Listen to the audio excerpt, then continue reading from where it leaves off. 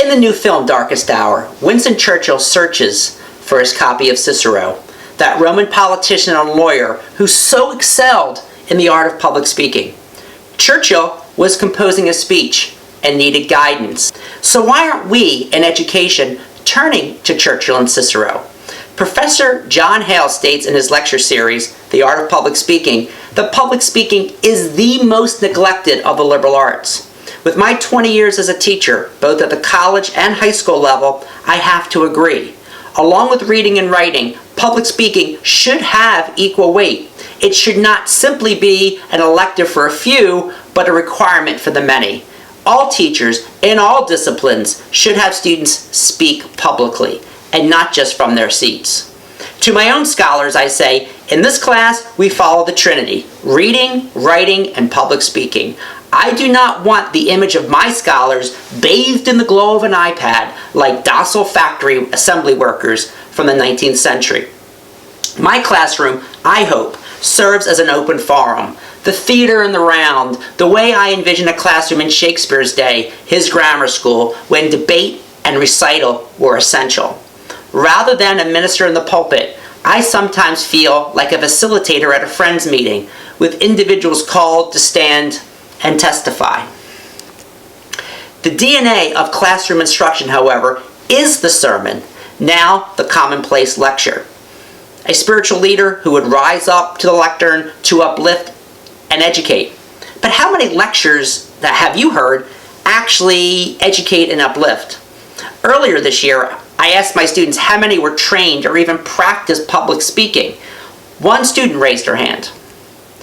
My wife, who teaches, said it's like the end of the world to ask her students to speak in class. And this is in fashion and child development.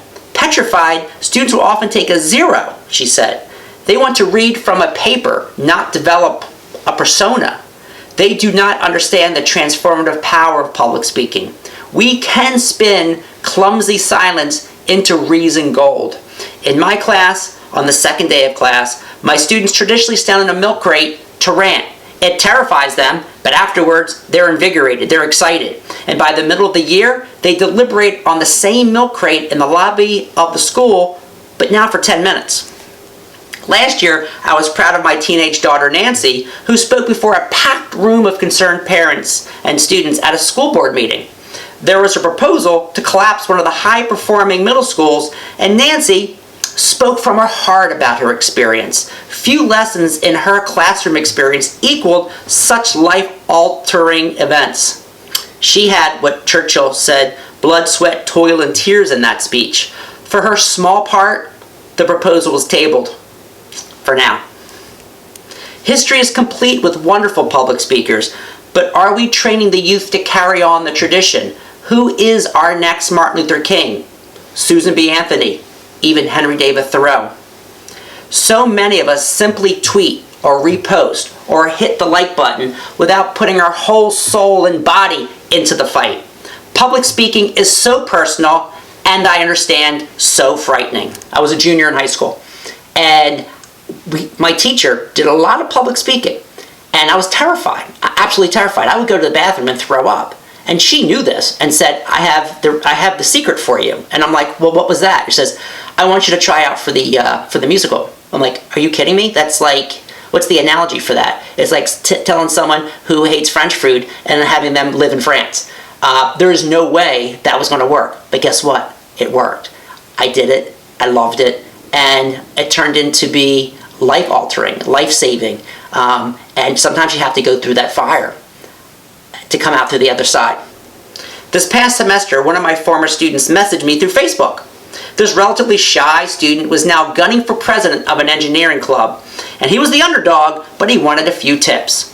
I reminded him of our lessons, and he said he would use personal anecdotes, walk away from the podium, vary his pitch, and use gestures to articulate key words. Mr. Bowne, he typed, it worked, it was a tie, I'm now co-president, thank you. But what happens when the general public fears public speaking? We have too few community members to speak to the Board of Ed. We have too few who lack the courage to take a stand at township council meetings.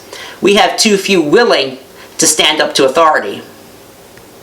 Skills in reading, writing, and public speaking will pay off stronger dividends than a piece of paper from an overpriced college. A skilled public speaker is confident, carefully tuning his or her words to persuade, perhaps even an employer. So what can we do? As a parent, ask your child how much public speaking practice takes place in the classroom. If they don't do much at school, practice at home, practice an interview, and then speak to teachers and administrators at your child's school to encourage more public speaking.